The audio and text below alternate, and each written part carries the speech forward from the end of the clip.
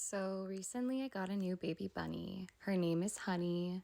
I call her Honey Bunny.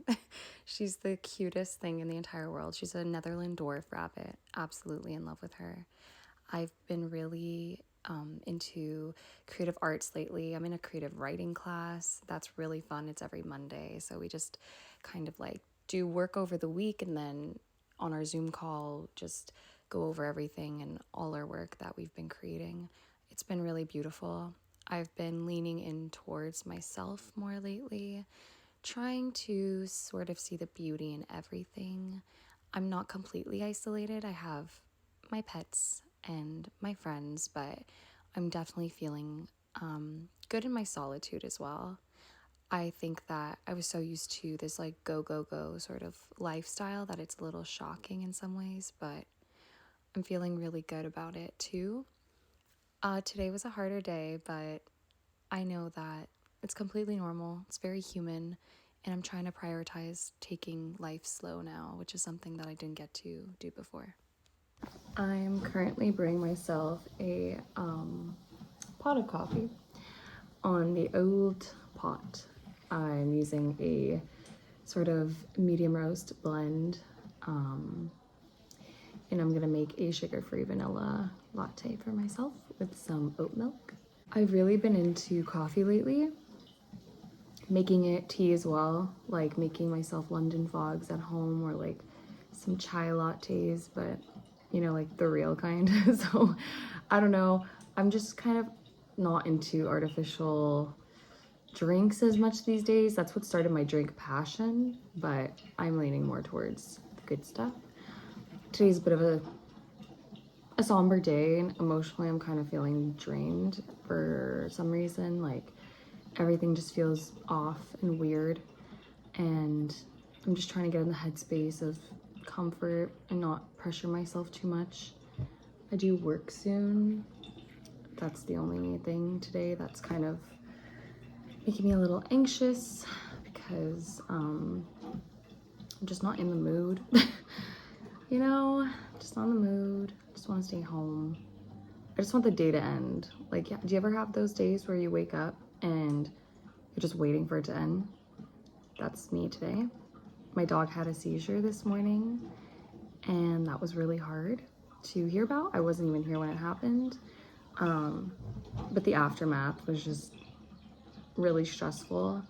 And last night was the first night that Honey, my little bunny, slept out with me. We slept at my boyfriend's house, and it was really chaotic because you know, his cat probably thought she was like a nice little snack, and so we had to like keep her there. And I just felt bad, like her space is so big here and she's like getting comfortable and used to it, and then I just conditioned her to like this tiny section. I mean, she was able to move around, get her food and eat, but it was not big. Like she was probably like in there just bored, but we just slept and then came back right in the morning.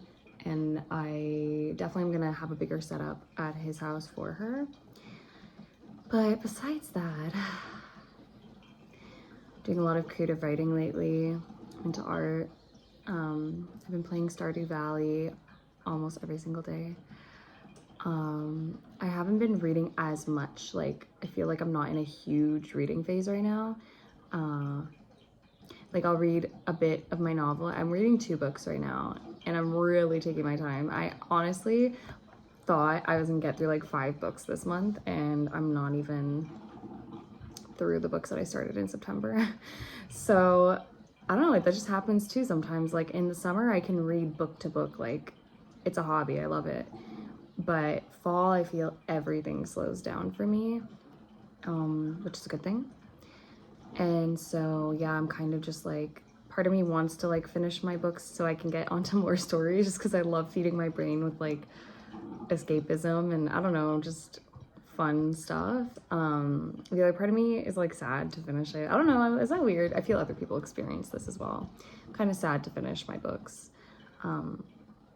Yeah, I'm reading Caught Up, which is like a kind of dirty book that we are not going to discuss today. And then I'm also reading, which got a little dirty, The Princess of 72nd Street, which I would really like highly suggest, recommend. It's really interesting. It's about a lady who has schizophrenia, and you follow her through her episodes, what she calls, what's the word? She calls them something, and it's really funny. Radiances. Yes, radiances. Okay.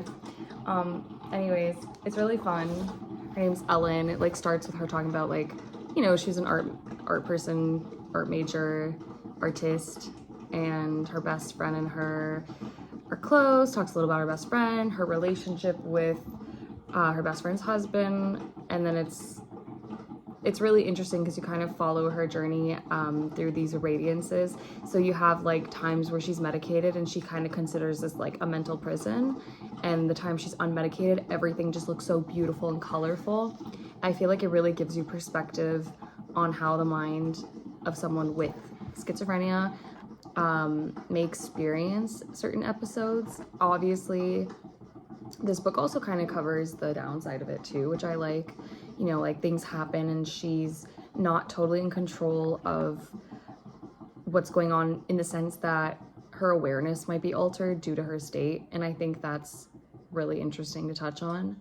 Yeah, so it also, yeah, it's nice to read things like that. For me, it helps me try to imagine myself as someone in that position. And I think that it's pretty cool also to just take something that people deem as like, I don't know, like an illness or something wrong with you, and see it through such an artistic and beautiful light. I think that we're so like black and white with things sometimes that we forget there is beauty even in things that aren't so great. That's just my opinion, but yeah. Anyways, my coffee's ready. My plan is to open up her playpen area, but as she ages, she's gonna have, you know, it's gonna be like a little open that she can just walk out in whenever she wants. Also, she fits through the bars, so she hops around my entire room and she's having a great time. Like, I was in bed and I just look over, and this was the first night I had her, didn't realize that she would fit through. And then she's just like in the middle of my room at like 1 a.m. I was like, oh, so that didn't work. And I decided, you know what, like, I'm gonna keep her free roam anyways, so might as well start on day one. I guess I had in mind like, oh, it's her first night, like I just want her to get used to her little space. But I mean, if she's gonna be in this room anyways, running around whenever she wants, I think that's fine. And then over time, I'm gonna have to figure something out for the stairs because we're on the 3rd floor and she slips on my ground right now that I have here.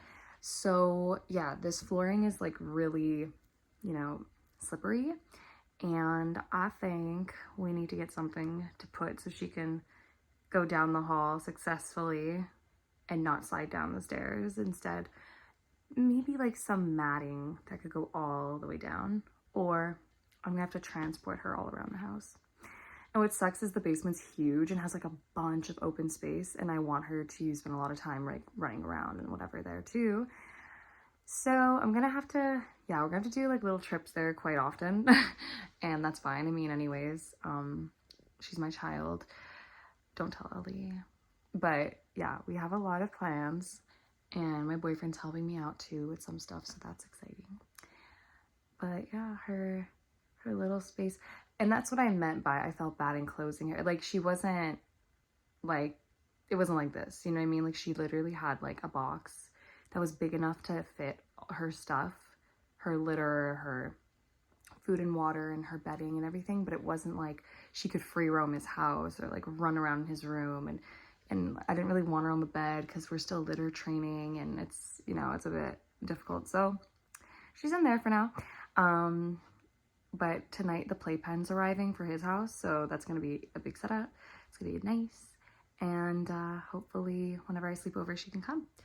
And she seemed really cool about it. Like, I was kind of worried because obviously if she seemed like too stressed, I wasn't gonna keep her there. But I don't know if it's the fact that she's really young. She's so easygoing. Like, this bunny is chill, and she's doing binkies all over the place, and she's having a great time, and she comes up and she just like huddles on my neck and she like licks my neck and bites my hair, and it's the cutest thing in the world.